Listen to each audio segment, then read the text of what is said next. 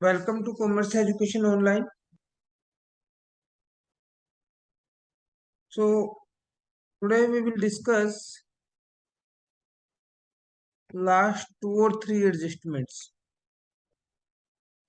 First adjustment, 26th adjustment is sales of goods on approval basis. Sometimes goods are sold to the customer on approval basis. जैसे कई बार आप दुकानदार से सामान लेके आते हो कि भैया पसंद आ गया तो रख लूंगा, अदरवाइज वापस कर दूंगा। Yes sir. तो अगर आपने 31 मार्च को या 30 मार्च को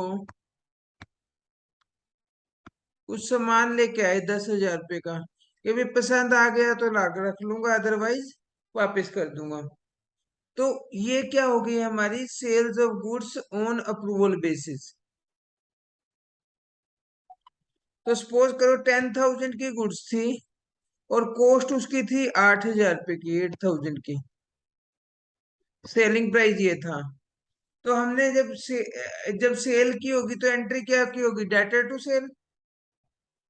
ये तो अब हम क्या करेंगे, जब हमें फाइनल अकाउंट में एडजस्टमेंट में ये पता लगा कि 8,000 की कॉस्ट की गुड्स 10,000 में सेल किया अप्रूवल बेसिस पे, तो हम 2,000 का प्रॉफिट दिखा के इसके ऊपर टैक्स क्यों देंगे अभी?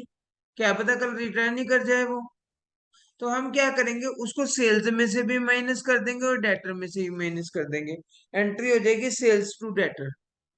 सेल जब बढ़ती है क्रेडिट होती है, कम होती है तो डेबिट होती है। सर तो कितना अमाउंट माइनस करेंगे सर, जो कॉस्ट पे सेलिंग जाएगा जितना कि जो सेल में डाला था सेलिंग प्राइस वाला, उसके बाद क्लोजिंग स्टॉक में 8,000 ऐड कर देंगे, क्योंकि स्टॉक तो दिखाएंगे ना अपने पास पड़ा हुआ। Yes sir. तो बस इसका यही याद रखना है आपको कि सेल्स रिड्यूस हो जाएगी और क्रेडिट सेल रिड्यूस होने के साथ साथ डेटर रिड्यूस हो जाएंगे। दूसरे सर नंबर पे वो क्लोजिंग जितना उसका स्टॉक। कॉस्ट प्राइस है वो क्लोजिंग स्टॉक में ऐड कर दिया जाएगा। नेक्स्ट एडजस्टमेंट है हमारी transfer to reserve with the view to strengthen of the business financial position of the business to provide the contingency which may arise in future। अब कई बार हमें क्या होता है कि फ्यूचर में कोई हमारे ऊपर कोई प्रॉब्लम आ सकती है, हमें थोड़ा सा पैसा रिजर्व में रखना चाहिए। जैसे हम घर में क्या करते हैं, हमें पॉकेट मनी भी मिलती है तब भी उसमें से कुछ रिजर्व में रख लेते हैं।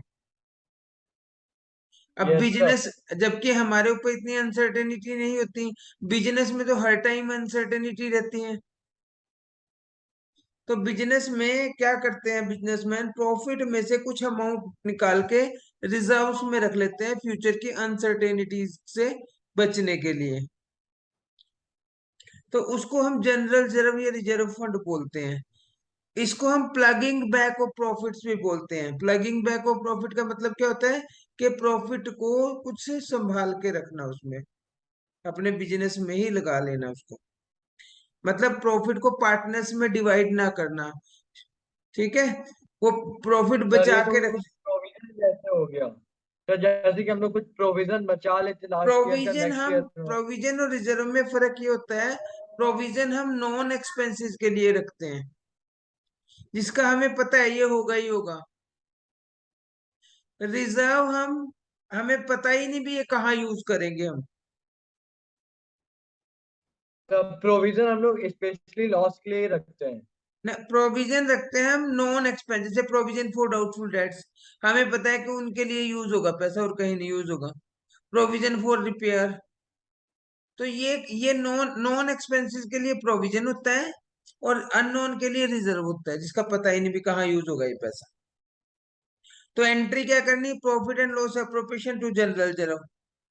इफेक्ट क्या होंगे, एक तो बैलेंस शीट में रिजर्व फंड दिखा देंगे और एक बार प्रॉफिट में से पैसे लेस कर देंगे। Yes sir.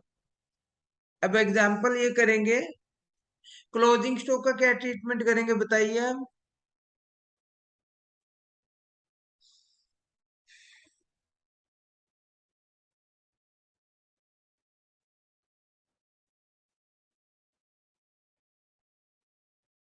बताइए क्लोजिंग स्टॉक का ट्रीटमेंट क्या करेंगे। सर क्लोजिंग स्टॉक को सर हम लोग पहले ट्रेडिंग अकाउंट के डेबिट साइड में डालेंगे और फिर सर उसको एसेट्स में फिर रखेंगे, ट्रेडिंग अकाउंट की क्रेडिट साइड में और बैलेंस शीट की एसेट्स क्रेडिट में। साइड में। गुड्स कॉस्टिंग 5,000, कॉस्ट 5,000 किया, send to customer on approval basis 6,400। तो 6,400 सेल्स में से और डेटर में से लेस कर देंगे। डेटर में से और ये सर लेस करने के 5,000, बाद प्रोविजन बनेगा।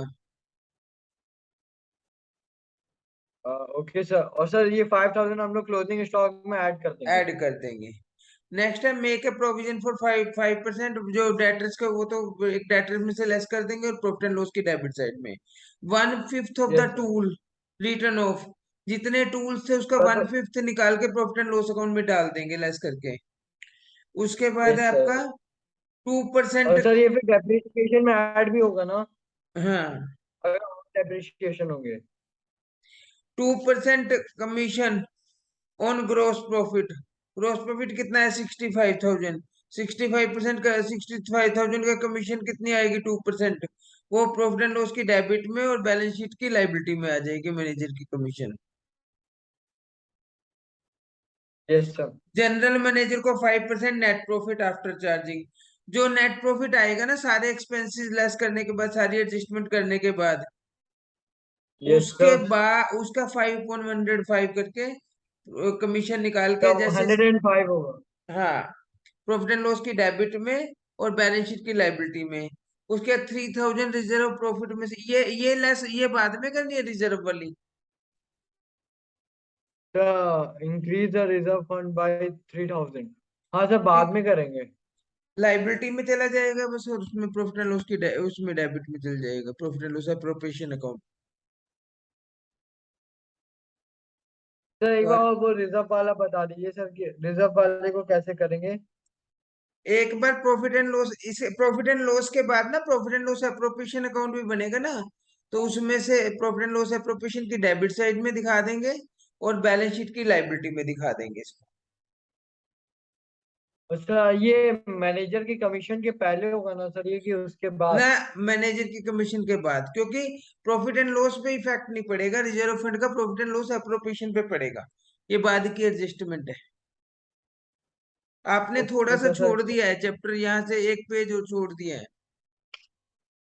ये सर सर फिर वो बैलेंस शीट है। चलो ठीक है बेटा, यहीं तक करेंगे आज।